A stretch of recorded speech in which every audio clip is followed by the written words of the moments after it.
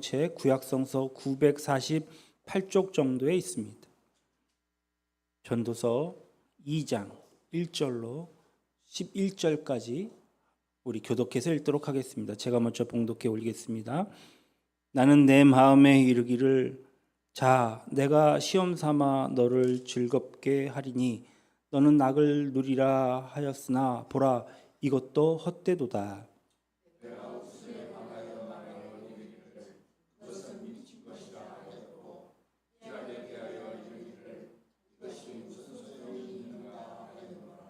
내가 내 마음으로 깊이 생각하기를 내가 어떻게 하여야 내 마음을 지혜로 다스리면서 술로 내 육신을 즐겁게 할까?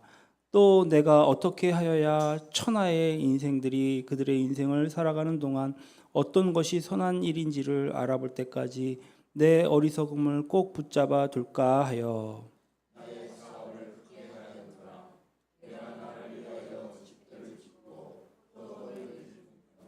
여러 동산과 과원을 만들고 그 가운데 각종 과목을 심었으며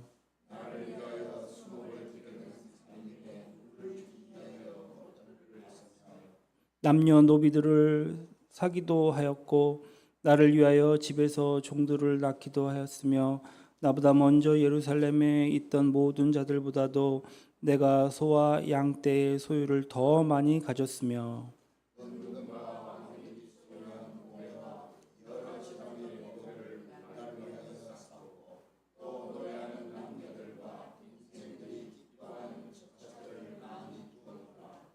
내가 이같이 창성하여 나보다 먼저 예루살렘에 있던 모든 자들보다 더 창성하니 내 지혜도 내게 여전하도다.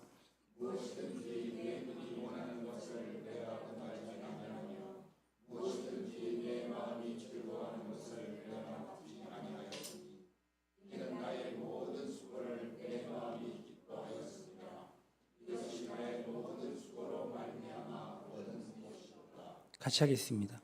그 후에 내가 생각해 본즉 내 손으로 한 모든 일과 내 수고한 모든 것이 다 헛되어 바람을 잡는 것이며 해 아래서 무익한 것이로다.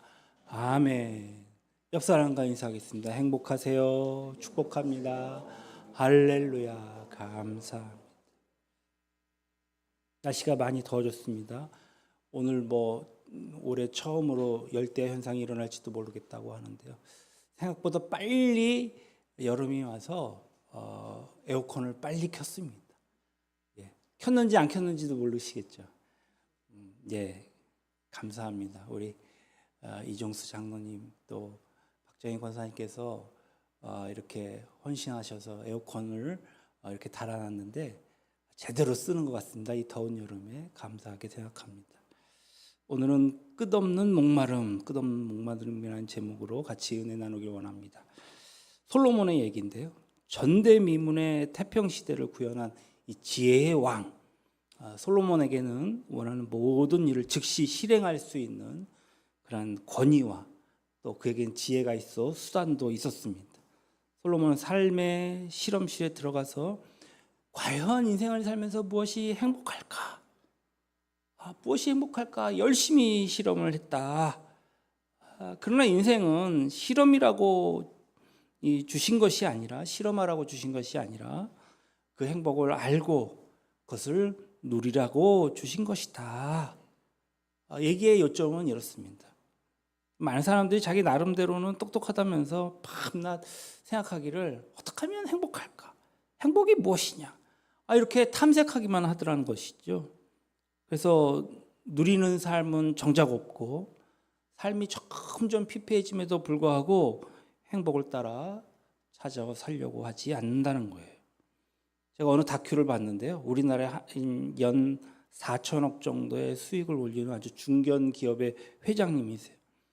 새벽 일찍부터 그 집도 자기 집에서 출근하기가 너무 아까워서 그래서 공장이 옆에 있는 숙소에서 이렇게 출근하시는데 회장님 행복하십니까? 이 모든 것 누리면서 사셔야죠. 그 대답이 아주 기가 막힙니다. 나 돈 많아. 근데 이 돈 갖고 즐길 시간이 없어. 누릴 시간이 없어. 그러니까 별장도 사놓고 자기 집도 사놨는데 별장에 정작 시간이 없어서 갈 시간이 없다는 거예요. 그러니까 자기 후손들만 별장에서 즐기지 자기는 그렇게 즐길 시간이 없다는 거예요. 야, 정말 무엇을 위해서 어떤 행복을 찾아서 저렇게 열심히 사시나 그런 생각을 해봤습니다. 뭐 이렇게 말씀드리면 논란이 많이 일겠지만 어떻게 보면 단순한 사람이 행복하게 살아갑니다. 무슨 말이냐면 하나님의 말씀을 그대로 순종하고 하나님께서 야 이게 복이야 이렇게 말씀하시면 그대로 아 그래 맞아 이게 복이야 이렇게 복인 줄 알고 사는 사람이 어떻다? 행복을 누린다. 행복을 누린다. 뭐 돈의 많고 적음을 떠나서 반면에 이런 사람이 있어요. 늘 의심하고 하나님의 말씀이 진짜인지 아닌지 진짜인가? 아닌가? 막 실험해봐요. 막 의심해요. 그러면서 살아가는 사람들은요. 어떻게 보면 평생 방황하다가 삶을 끝내기 쉽습니다. 우리가 우리 주위에 예수 안 믿는 사람들이 많이 있지만 예수 안 믿는 사람들을 보면 능력이 있는 사람이나 없는 사람이나 어떻게 보면 다 50보 100보인 것 같아요. 차이점이 있다면 능력이 없는 사람은 평생토록 뭐 한두 가지 정도 고민 정도만 하고 살고 있지 않는가? 그런데 좀 능력이 있다 하는 사람, 능력이 많으면 많을수록 솔로몬처럼 대여섯 가지의 목표를 막 정해놓고 살거든요. 그러니까 얼마나 힘들겠어요. 막 실험만 하다가 그렇게 살다가 죽는 거예요. 이 세상에서 좀 유능하다는 사람을 보면 나이 좀 많이 먹어서 겨우 한다는 말들이 되게 허무한 일들을 많이 쫓아다녔던 그 무용담 있지 않습니까? 막 가지수를 막 늘어나. 내가 젊었을 때, 내가 어렸을 때는 대부분 이런 내용이에요. 내가 젊었을 때 여자들을 내가 얼마나 많이 쫓아다녔는지 몰라. 돈을 따라서 내가 얼마나 다녔고 명예를 얻어봤는데도 이거 뭐 다 헛되더라고. 이런 말들 투성인 것 같아요. 그에 반하여 좀 무능력한 사람은 야, 돈 좀 벌려고 이것저것 안 가리고 많이 해봤는데 아직도 그것을 못 이뤘어. 이렇게 말하다가 죽는 정도의 차이, 그 정도뿐이죠. 사실 아무런 차이가 없는 것 같아요. 그리스도를 모르는 사람은 결국 똑똑해도 실패한 인생이고 멍청해도 실패한 인생이다. 그러나 사람의 마음이 어디 그렇습니까? 야, 내가 꼭 한 번은 좀 잘 나가 볼 테다. 그런 마음이 누구나에게 다 있는 것 같아요. 그래서 한번 실험해보고 싶은 마음도 들지요. 하지만 오늘 왜 이렇게 기침이 많이? 하지만 실제로 실험해볼 필요는 없습니다. 왜냐하면 이미 솔로몬 같은 사람이 많은 경험을 통해서 만들어 놓은 그런 실험 보고서를 우리는 읽기만 하면 될지도 모르겠거든요. 솔로몬은 도대체 행복이 무엇일까 하는 마음으로 실험해 보았습니다. 오늘 본문의 말씀인데요. 개역 한글의 말씀을 제가 조금 더 살펴보길 원합니다. 2절로 3절 말씀. 내가 웃음을 논하여 이르기를 미친 것이라 하였고 희락을 논하여 이르기를 저가 무엇을 하는가 하였노다. 내 마음에 궁구하기를, 여기 궁구라는 얘기는 깊이 생각하기를 내가 어떻게 하여야 내 마음의 지혜로 다스림을 받으면서 술로, 갑자기 술이 나와요. 술로 내 육신을 즐겁게 할까? 또 어떻게 하여야 어리석음에 취하여서 천하 인생을 종신토록 생활함에 어떤 것이 쾌락일까? 어떤 것이 즐거움일까?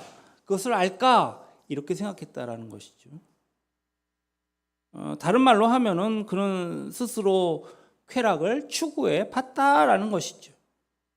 열왕기상 10장 21절에 보니까 솔로몬은 굉장히 많은 연회를 베풀었습니다.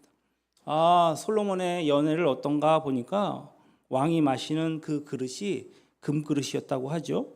솔로몬 시대의 은은 귀하지 않았다. 그러니까 뭡니까? 흔하다. 다른 말로 하면 은을 좀 돌같이 썼다. 이렇게 했습니다. 연애의 호사스러움과 찬란함이 어느 정도였냐면 뭐 입이 딱 벌어질 지경이었는데 음식이 아주 대단합니다. 열왕기상 4장 22절로 23절에 보면 솔로몬이 하루 먹는 음식이 뭐 밀가루가 30고루요 굵은 밀가루가 60고루다. 이건 뭐 우리가 별로 궁금하지도 않아요. 그런데 살찐 소가 10마리요. 초장의 소가 20마리요. 초장의 소는 송아지를 얘기하는 것 같아요. 그리고 양이 100마리. 그 외에 수사슴과 노루와 암사슴과 살찐 새들이었더라. 뭐 살찐 새들, 닭둘기인가? 뭐 그런 생각도 해봤어요. 이게 그때도 닭이 있었나? 뭐 이런 생각도 해봤습니다. 어쨌든 이 많은 음식을 하루 3끼에 먹었다. 이 많은 음식을 뭐 혼자 다 먹었다기보다는 그만큼 호사를 누리며 살았다는 뜻이겠죠. 청나라 말기 서태후가요 300인분의 음식을 혼자 다 먹었다고 합니다. 실제로 그것을 다 먹었다는 얘기가 아니라 첫 번째 나오는 그 상은 관상용 음식이라고 해요. 그래서 보기 좋은 음식들을 잔뜩 차려놓고 만족하는 거예요. 그리고 두 번째 차려지는 음식은요 냄새만 좋게 하는 음식을 차려놨대요. 이게 무슨 냄새야? 아주 그냥 구수한 냄새가 나는데, 아주 상큼한 냄새가 나는데, 그 다음에야 실제로 먹었다는 거죠. 우리가 함께 읽었던 본문 말씀 8절에 보면 은금과 왕들이 소유한 보배와 여러 지방의 보배를 나를 위하여 쌓고 또 노래하는 남녀들과 인생들이 기뻐하는 처첩들을 많이 두었다. 그러니까 풍악을 울려라. 좌우에서 막 음악이 울려지고 노래하는 남녀가 주위에 있고, 게다가 솔로몬의 처첩이 몇 명이라고요? 1000여 명이래요. 1000여 명. 그러니까 여자에게서 얻을 수 있는 모든 쾌락을 다 누려봤다라는 얘기로 요약이 됩니다. 그럼 쾌락의 끝이 기쁨이 맞는가? 결론은 뭐라고 얘기합니까? 기쁨이 없었다라는 말이에요. 오히려 쾌락은 비누 거품 같아서 사라져버리고 그 다음에 더 큰 공허가 밀려왔다. 이렇게 얘기하고 있어요. 잠언 14장 13절에 보니까 당시 그의 심경을 이렇게 표현합니다. 웃을 때에도 마음에 슬픔이 있고, 막 웃고 있는데 웃는 게 아니야. 마음에 슬픔이 있어. 즐거움의 끝에도 근심이었는지라. 막 즐거움에도 막 근심하고 있는 거야.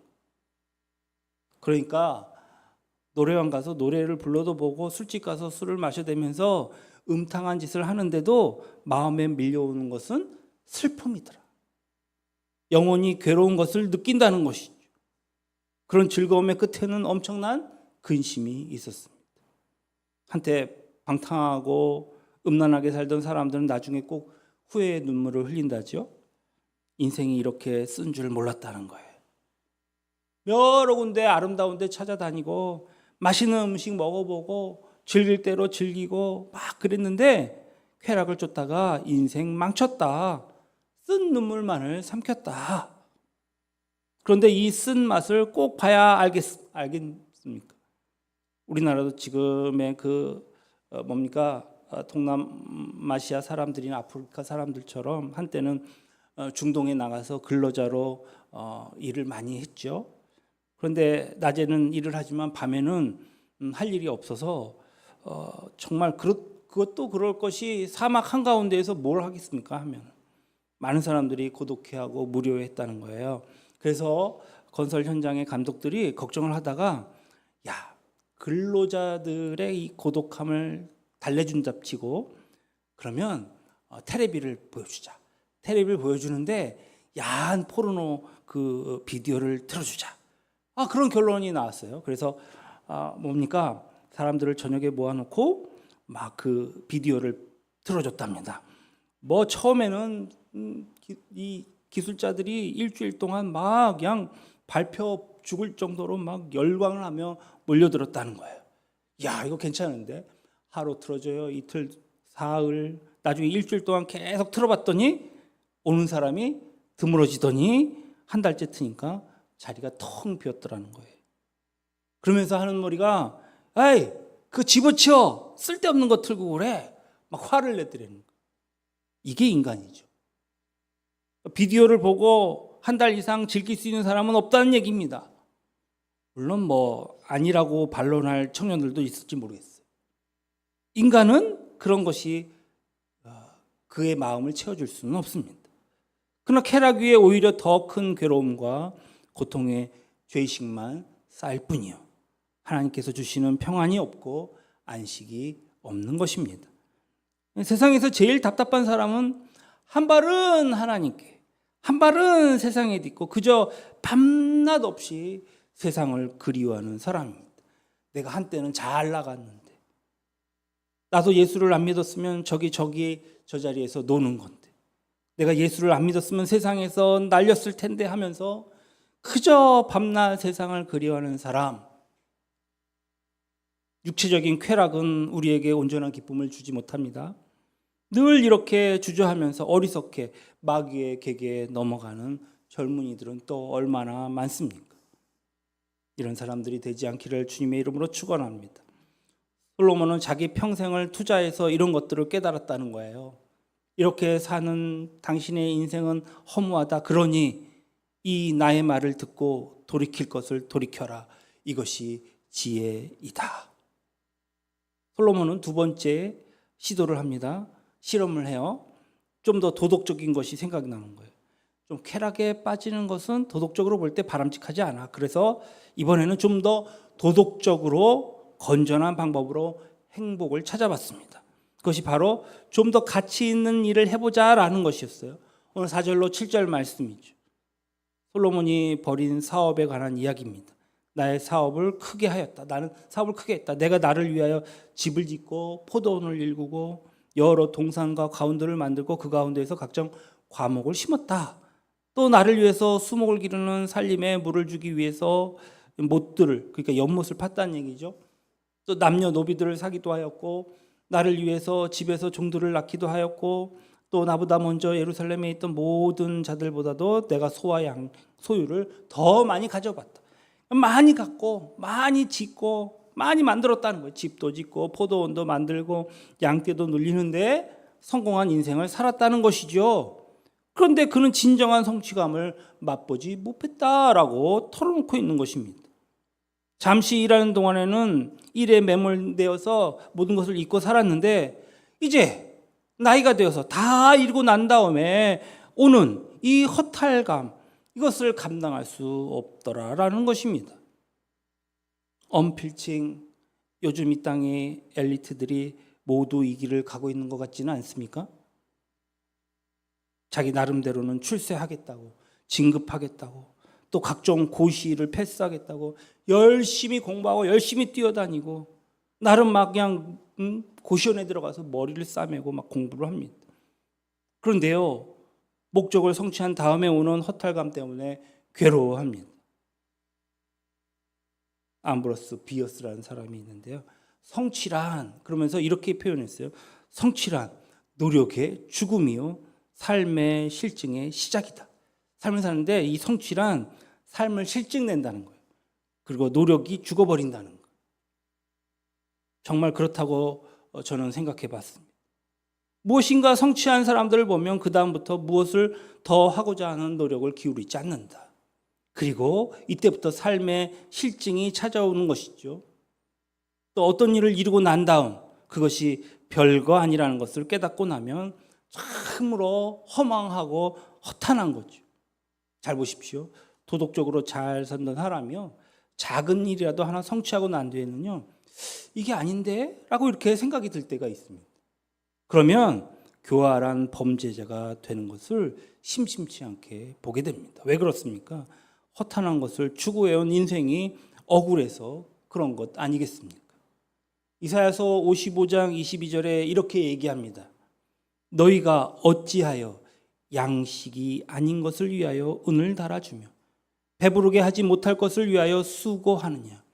내가 듣고 들을지어다. 내게 듣고 들을지어다. 그리하면 너희가 좋은 것을 먹을 것이며 너희 자신들이 기름진 것으로 즐거움을 얻으리라. 이 말씀으로 인간이 느끼는 필요의 진위에 대해서 칼 같은 날카로운 변별력을 우리에게 요구하고 있는 것 같습니다.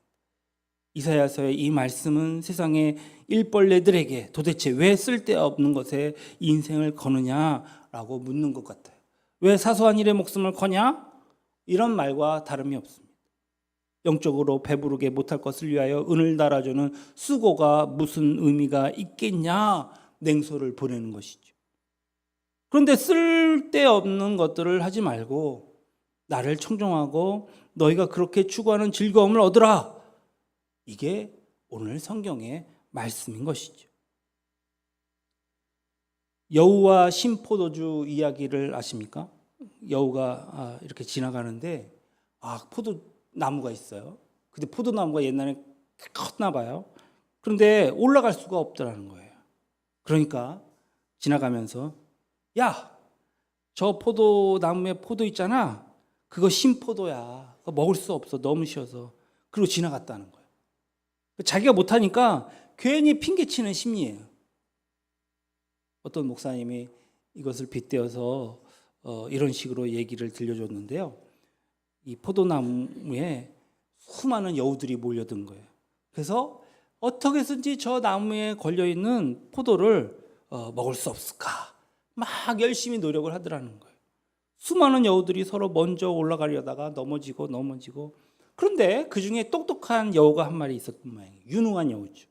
드디어 그렇게 연구하고 과학적으로 탁 이제 이렇게 훈련을 해서 그래서 고대했던 포도나무에 올라가게 되었습니다. 얼마나 큰 기대감이 있었을까요? 뭐 밑에 있는 여우들도 마찬가지겠지만 자기 자신도 높은 곳에 올라가서 이제 포도를 딱 딴 거예요. 입에 넣습니다. 그런데 이 포도가 진짜 못 먹을 신포도였던 거예요. 이때 이 여우가 밑에 있는 여우들에게 뭐라고 했을까요? 야, 이거 너무 신데 이거 못 먹겠어 그랬습니까? 아니면 야, 정말 맛있다 이렇게 말했을까요? 시다고 말하기에는 너무 억울한 거예요. 그래서 이거 따려고 내가 한평생을 정말 개처럼 일하고 인생을 바쳤는데 그러니까 이것을 이렇게 말해야 되겠다. 이야, 너무 달다. 진짜 굿이야, 너무 달아. 그걸 맛본 건 자기밖에 없으니까. 그러면 밑에 있는 여우들이 우와, 부럽다. 저렇게 맛있는 걸 저렇게 저 여우 혼자만 먹다니. 너는 참 훌륭한 여우야. 칭찬해. 그러다가 이제 꼭대기에 올라간 여우가 이제 시간이 흘러서 죽고 말았어요. 그 다음에 젊은 여우가 도전해 봅니다. 먼저 그 여우가 먹었던 포도를 먹고 말 테야. 목숨을 걸고 올라갑니다. 그리고 먹고서는 어떻게 했을까요? 속으로 막 욕을 합니다. 그 나쁜 놈, 이걸 맛있다고 그래?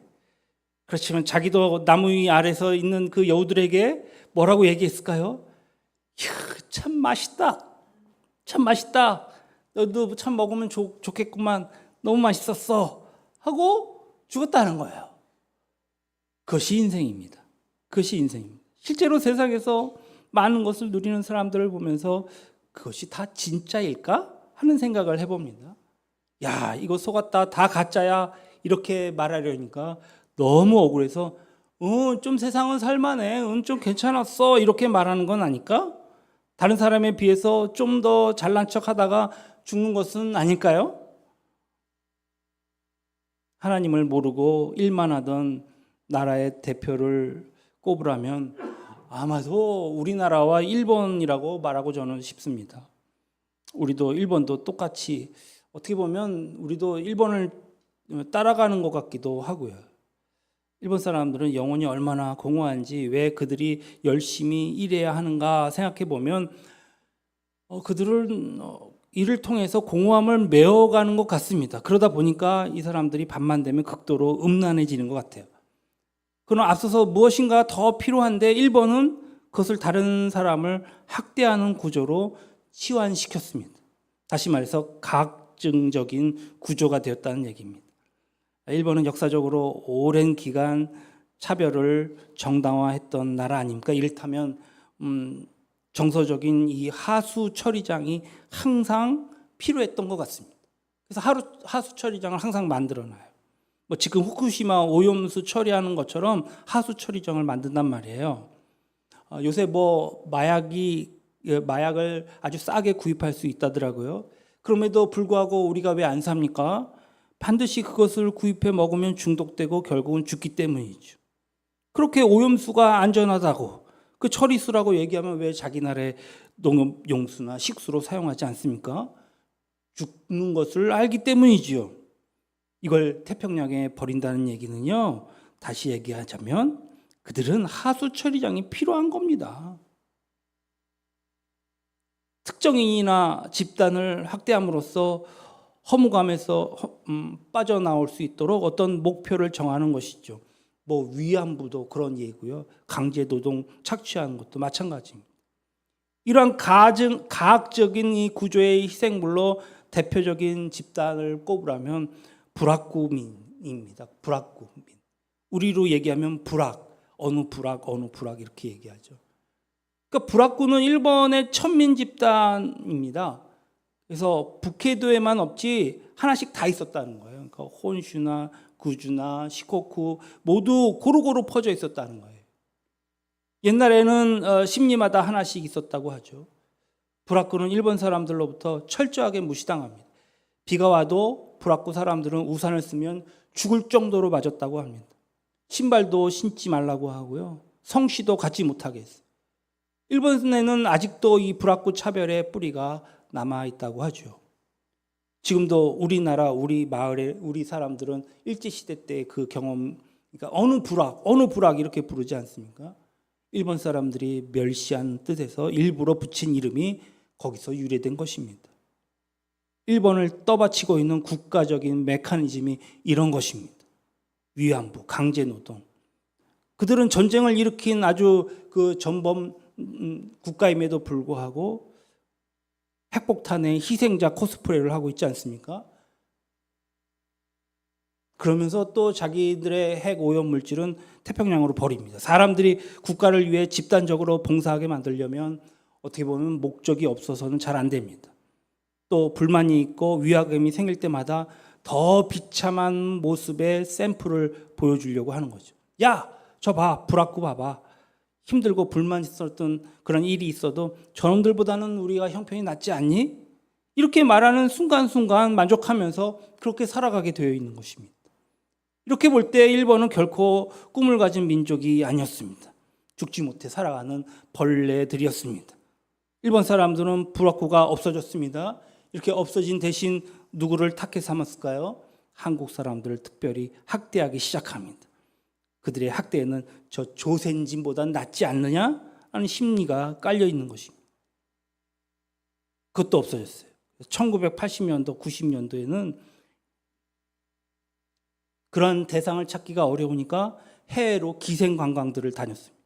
그러면서 자기보다 못 사는 나라를 보면서 야, 우리가 이렇게 빠듯하게 살지만 그래도 저 나라보다는 낫지 않냐? 이렇게 위안을 얻는 거예요. 야, 우리가 한국보다는 잘 살지 않니? 그런데 어느 시점에선가 이게 비등비등해지더니 한국이 더 잘 사는 거예요. 아주 질투가 나는 거예요. 질투가 나는 거예요. 남북한이 화해를 하니까 그걸 못 봐주는 거예요. 막 미국에게 달려가서 서로 화해 못하도록 막 중간에 방해를 합니다. 그리고 일상생활에서 가진 불만은 한 집단에서 제일 약한 사람만 골라서 괴롭히는 이지매로 푸는 것입니다. 나는 그래도 저 이지매 당하는 애들보다는 낫다. 스스로 위안하며 위로하며 살아가는 것이죠. 일본인이 가지고 있는 이런 정서적인 구조는 하나님을 떠난 인본주의가 버틸 수 있는 마지막 보류인 것 같습니다. 나는 저 인간보다는 낫지. 이 도피의식, 마귀가 사람에게 제공하는 메커니즘입니다. 그러면 우리 크리스찬들은 어떻게 살아야 할까요? 하나님의 백성은 이렇습니다. 하나님의 백성은 은혜를 먹고 사는 사람들입니다. 하나님의 말씀대로 서 있으면 채워주시는 그 능력으로 살아가는 것이죠. 세상의 세력에 굴복해서 먹고 사는 사람이 아닙니다. 이렇게 당당해야 하는 것이죠. 솔로몬은 어떤 결론을 내립니까? 아무리 도덕적으로 정당하게 일해도 그것이 헛된 것이라는 결론을 내리고 있습니다. 다시 한번 요약하자면 하나님 없이 살아가는 이 두 부류의 사람이 있는데 하나님이 없으니까 심판도 없다 하면서 마구 방탕하게 사는 부류가 있고요.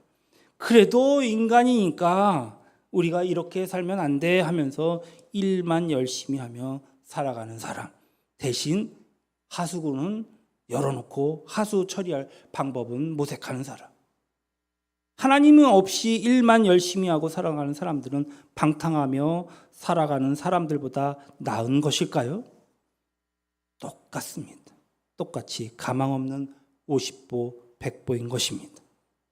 그런데 일본의 옛 모습을 통해 오늘날 우리 대한민국에서 이러한 모습을 보며 안타까움을 금치 못하겠습니다. 하나님께서는 인간을 만드신 목적이 분명히 있으셨습니다. 하나님께서 우리를 만드신 목적을 아는 것이 참으로 중요합니다. 하나님이 사람을 왜 만드셨습니까? 사람이 그분을 기뻐하면서 살아가도록 만드셨습니다. 그분과 더불어 행복을 누리도록 만드셨습니다. 그렇다면 참된 즐거움은 무엇일까요? 여러 가지가 있겠지만 현실적으로 우리가 시급히 회복해야 할 것 가운데 하나가 바로 주님과의 만남일 것입니다. 그분을 알고 그분을 만나고 그분이 공급하시는 기쁨을 누려야 합니다. 이 모든 것들은 무엇으로 모두 다 해결이 가능할까요? 저는 예배라고 생각합니다. 웨스트민스터 신앙고백 1조는요, 참으로 의미심장한 교리 문답의 맨 앞에 적혀져 있습니다. 그 1조는 사람의 제일 되는 목적이 무엇이냐라고 묻고는 그 답을 하나님을 영화롭게 하는 것과 그를 영원토록 즐거워하는 것이다 라고 했습니다. 예배 가운데 즐거움이 있습니다. 인간을 그렇게 만들었어요. 하나님과 교제하는 가운데에 기쁨을 느끼게 하는 것입니다. 사람은요, 모든 것이, 그러니까 내가 뭐 살아가면서 무엇을 성취했다고, 뭐 부를 누린다고, 뭐 임금님이 되었다고, 그렇다고 기쁨을 누리는 것이 아니에요. 쾌락 가운데에서 쾌락을 즐기면서 누리는 기쁨을 우리는 진정한 기쁨이라고 얘기하지 않고 뭐라고 얘기합니까? 죄악이라고 얘기합니다. 죄를 짓는 것, 범죄한다는 것은 다시 얘기하자면 마귀와 교제한다는 것입니다. 그런데도 우리는 죄를 지으면서 기쁠 것처럼 생각합니다. 예배를 드린다고 하면 아주 고리타분하다고 생각합니다. 권력을 누리면서 1호기 비행기를 탔나고 사람들을 거느리고 무슨 깡패처럼 줄을 세워놓고 술집이나 노래방 가서 춤추고 몸을 흔들며 기쁨을 즐긴다고 기쁨이 오는 줄을 알고 그렇게 누리며 사는 사람들 속고 있는 것입니다. 그것이 어떻게 기쁨이 될 수 있겠습니까? 참된 기쁨은 어디에서 온다고요? 예배로부터 오는 것입니다. 우리는 예배를 드림으로써 사죄와 구속의 은혜를 체험하고 하나님의 영광을 맛봅니다. 그 결과 죽었던 영혼이 살아나는 것, 이것이 참된 기쁨인 줄로 믿습니다. 주님이 주시지 않은 쾌락도 감정의 한 부분에 만족을 줄 수는 있겠죠. 마귀도 능력이 있기 때문에 한쪽으로 채워줄 수는 있습니다. 육체의 쾌락에도 뜨거움이 느껴질 수도 있습니다. 바람을 피우고 음란하게 사는 사람들도 뜨거움을 느낀다고 하더라고요. 심지어 깡패짓을 해도 의지적인 만족감을 얻을 수는 있을 것입니다. 그러나 우리가 예배를 통해서 하나님이 주시는 기쁨, 그 기쁨을 누리는 것, 우리의 전체 인격을 만족시켜주는 기쁨이 될 것입니다. 참된 만족은요, 참된 예배에서 온다고요. 지성과 감성과 의지를 다 만족시켜줍니다. 하나님의 말씀을, 이 말씀의 선포를 통해서 지성의 만족을 얻고 우리가 찬양하며 기도할 때의 감성의 만족을 얻습니다. 그리고 하나님 앞에서 헌신할 때 확실한 목표가 생겼기 때문에 의지적인 만족을 받게 되는 것입니다. 참된 예배가 있을 때에만 전인격적으로 풍성해집니다. 그래서 예배가 무서운 것입니다. 예배를 드리지 않으면 금방 시들어 버립니다. 금방 상해요. 금방 막 힘들어합니다. 삶이 만진창이 되고 인격이 모나 있고 결핍이 있는데 그 인격을 바르게 세울 수 있는 비결은 오직 예배밖에 없는 것입니다. 무식하던 사람들도요, 예배 드리면요 유식해지더라고요. 말씀이 우리를 유식하게 만드는 것입니다. 지성이 채워지거든요. 피도 눈물도 없던 사람도 예배를 통해서 새롭게 변화되는 것을 우리는 많이 보지 않습니까? 밤낮 방황하던 사람도 예배를 제대로 드리면 주를 위해 헌신합니다. 예배를 통해 지정의가 변화되고 그 인격적인 변화가 주는 참된 기쁨을 누리는 하나님의 백성들 되시기를 주님의 이름으로 축원합니다. 나는 하나님 예배하는 예배자입니다. 나는 하나님을 예배하는 예배자입니다. 내가 서 있는 곳 어디서나 하나님을 예배합니다. 여기까지 할게요. 피아노 치려고 막 가길래. 아울러 참 기쁨은요, 나눌 때 일어납니다. 서로 나누고 섬기고 봉사할 때 그것이 기쁨입니다.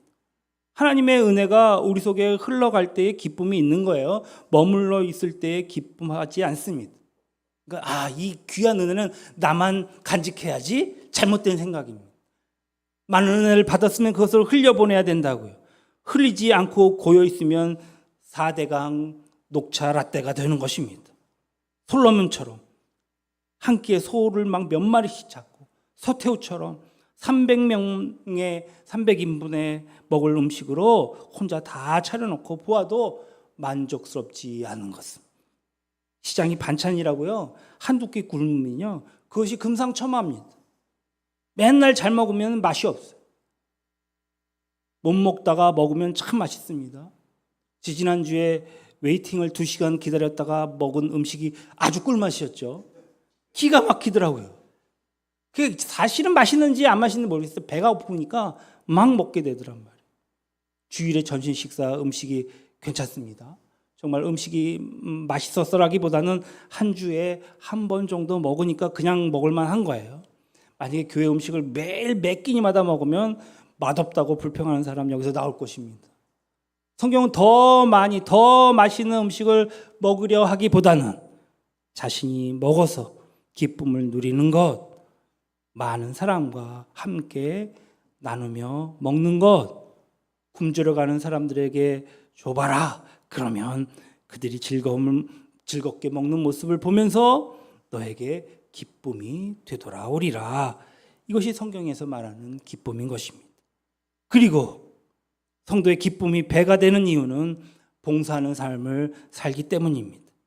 그래서 우리가 물질을 얻거나 지위가 높아졌음에도 봉사를 놓치지 않으면 그냥 성실하게 맡겨진 책무를 다하면 그것이 목적이 되어서 기쁨을 누릴 수 있습니다. 우리는 무엇을 하든지 내가 무엇을 줄 수 있을까 먼저 스스로에게 물어야 합니다. 나는 오늘 누구에게 내가 가지고 있는 것 중에 내가 베풀 수 있는 것이 무엇이 있지? 지금부터 생각해 보아야 합니다. 베풀고 싶어서 손에 쥔 것이 없으니까 우리는 하나님 앞에 기도하는 것입니다. 하나님, 내가 뭔가 주고 싶습니다. 하나님, 나에게 능력을 허락해 주십시오. 구하는 목적에 이렇게 주님의 선한 뜻이 있다면 그 기도는 분명히 들어주시는 기도일 줄로 믿습니다.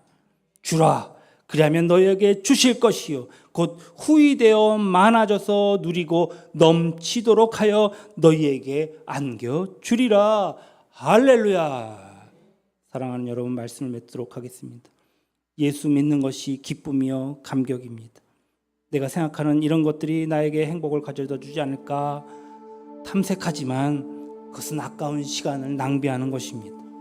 하나님께서 야 아무개야 이것이 행복이야 라고 말씀하신 것, 그것을 그대로 붙잡고 정말 말씀 가운데 순종하는 그리스도인, 탐색만 하다가 인생을 다 흘려보내는 것이 아니라 정말 누리며 사는 하나님의 백성, 이렇게 하나님의 말씀의 원리를 붙잡고 살아가는 우리 예언의 성도들이 다 되시기를 주님의 이름으로 축원합니다.